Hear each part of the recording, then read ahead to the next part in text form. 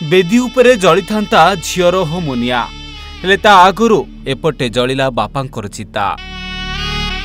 झील जाइथा सासू घर को हेले बापार उठिला एपटे कोकई। एभली हृदय विदारक घटना देखा मिली जाजपुर जिला धर्मशाला ब्लॉक पटुनिया पंचायतर बड़ंछीपुर ग्रामर विनोद नायकंकर झींकर गत शनिवार दिन विवाह अनुष्ठित होता से सबु प्रस्तुति शेष पर्यायर पहुंचीला। घर आगरे टेंट मध्य बंधा सरीला।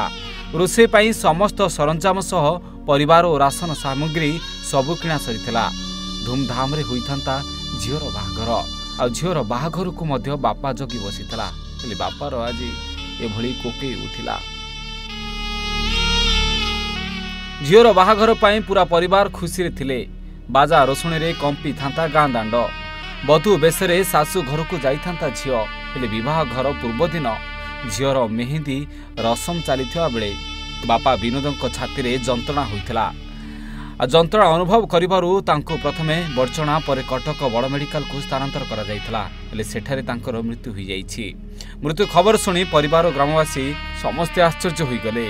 विनोदଙ୍କ एकमात्र झीर बाहाघरे एभली बापांकर चलीगला जीवन जहाकु नै स्थानीय अंचल रे शोकर छाया खेली जाइछि। शेषरे झीर पियुसी घरे बरकन्या विवाह करा जाइथिबा कथा जଣା पड़िछि।